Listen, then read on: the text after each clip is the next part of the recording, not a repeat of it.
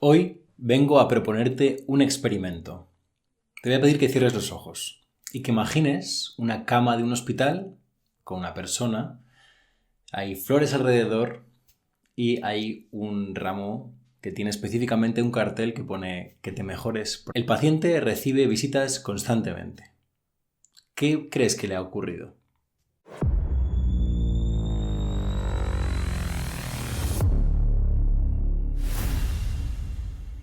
¿Qué crees que ha pasado? ¿Qué tipo de enfermedad crees que tiene? Quizás te ha venido a la mente un cáncer. Quizá acaba de someterse a una cirugía importante. Pero seguro que no se te ha venido a la mente que era un paciente que podía estar ingresado por un trastorno de consumo de sustancias. ¿Por qué? Porque esto no está en el imaginario colectivo.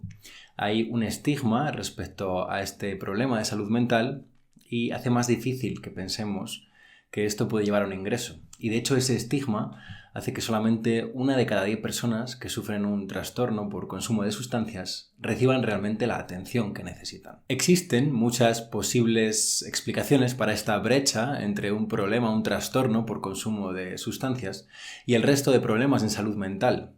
Como unos reciben mucho más enfoque, mucha más visibilidad que otros, y como el estigma en ansiedad, por ejemplo, se está reduciendo muchísimo. El estigma en depresión se está reduciendo muchísimo, pero el estigma respecto a los trastornos por consumo siguen estando ahí.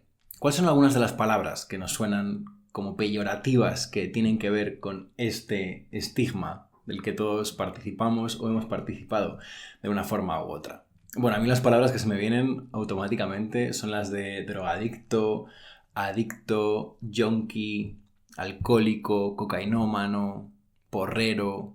Hazme el favor, hazme el favor. Bueno, son algunas que seguro que tú también has escuchado. ¿Y por qué nos sentimos cómodos llamando a una persona con un trastorno por consumo de sustancias junkie o adicto? ¿Nos sentimos cómodos llamando a una persona con diabetes abusador de azúcar? No lo hacemos, porque entendemos que es una condición médica y que requiere una ayuda como tal. Pues además, las personas no son su trastorno o su problema de salud mental. Las personas son personas que implican una globalidad mucho mayor. Incluso los periodistas reciben indicaciones de estilo sobre cómo tratar estos temas en sus comunicaciones para no contribuir más a este estigma en los medios de comunicación. En España, por ejemplo, algunas entidades ofrecen cursos gratuitos para la prensa para que puedan abordar el tema sin contribuir a ese estigma. Y si los periodistas ahora evitan usar palabras como adicto, alcohólico y las van cambiando poco a poco como persona que sufría de una adicción, persona que tenía un trastorno por consumo, quizá de los profesionales de la salud podemos esperar lo mismo, ya que son los que inciden, los que tratan directamente el problema. Pero esto no siempre es así. Sigue habiendo profesionales que se cuela este lenguaje peyorativo cuando se trata del abordaje del trastorno por consumo de sustancias y todo lo que está relacionado con la problemática de sustancias. Quizá te estás preguntando por qué estoy abordando un tema tan particular, y es verdad que en este episodio pretendo así llamar la atención sobre algo que me parece muy importante, ya que una investigación en 2010 nos revelaba que sí es muy importante este uso del lenguaje, cómo nos referimos a las personas que hemos tenido un problema de uso o de abuso de sustancias y cómo esto incide en la autopercepción de esas personas y también cómo eso puede ser una barrera o un facilitador para pedir ayuda y para volver a pedir ayuda, ya que las recaídas son algo común en esta enfermedad relacionada con el abuso de las sustancias. Igual que hay recidivas, en el cáncer, por ejemplo, se habla de recidivas cuando vuelven a aparecer los marcadores o el malestar o diferentes síntomas.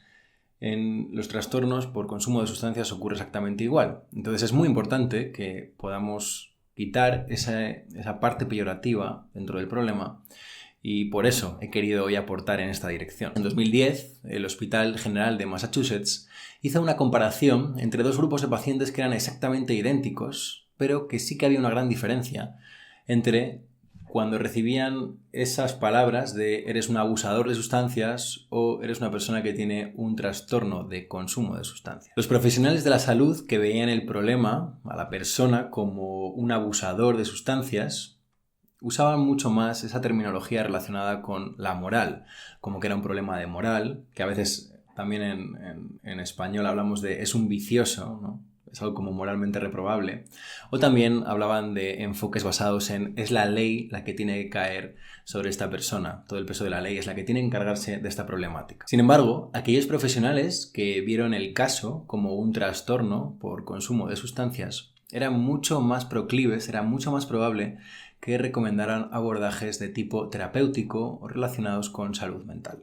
Como ves, esto es un punto bisagra fundamental entre que un profesional de la salud mental hable de vicio, de moral, cosas que me recuerdan un poco a la Edad Media, o que hable realmente de abordar el problema con la efectividad que la ciencia en salud mental ofrece ahora. Esto demuestra que el uso del lenguaje incide en el tipo de propuesta que se le va a hacer a la persona que viene pidiendo ayuda. Es decir, está influyendo directamente en qué solución, en qué tratamiento se le va a ofrecer a la persona. Aquí es importante reconocer que muchas personas en la comunidad de recuperación aceptamos la etiqueta de alcohólico.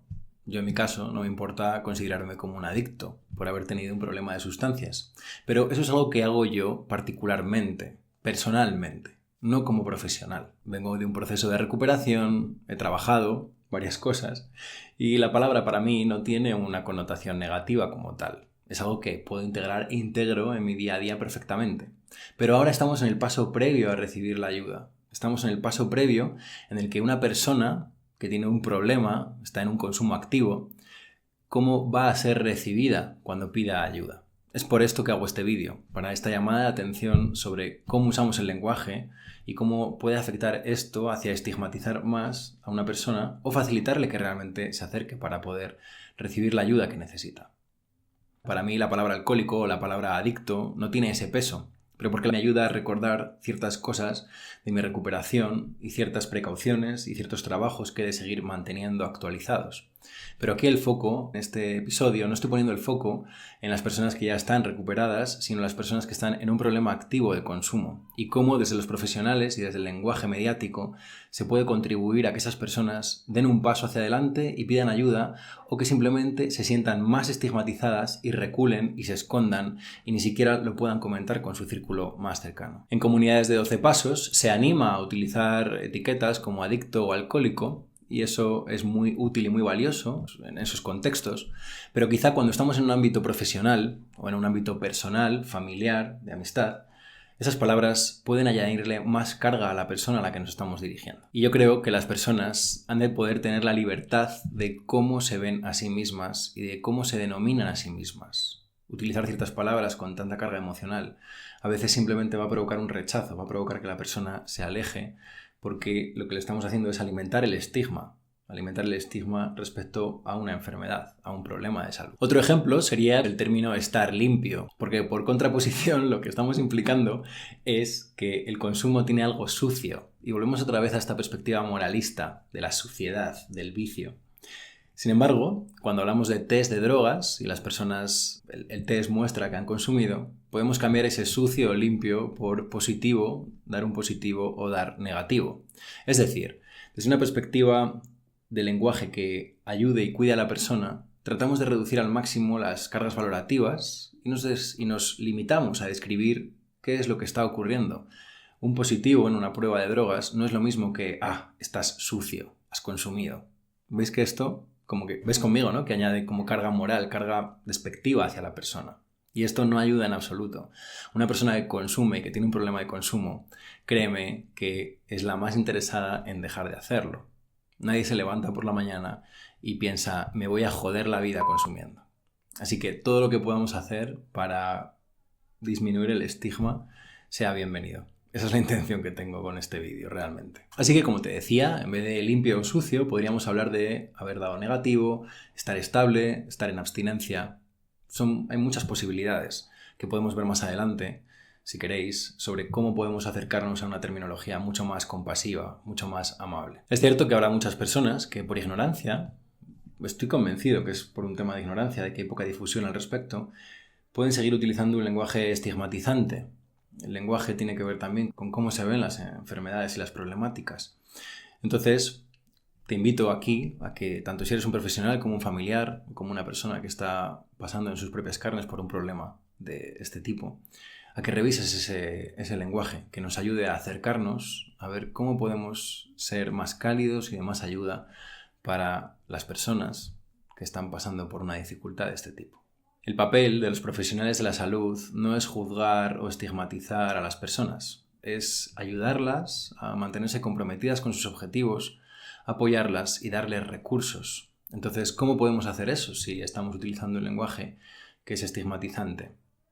Quizá dices, bueno, es que así es consciente, se siente culpable, le ve las orejas al lobo, pero esto en el medio y en el largo plazo no funciona. El miedo no es un mecanismo efectivo en el medio y en el largo plazo para mantener una abstinencia, porque dejar las drogas, dejar el consumo, es una parte de la recuperación.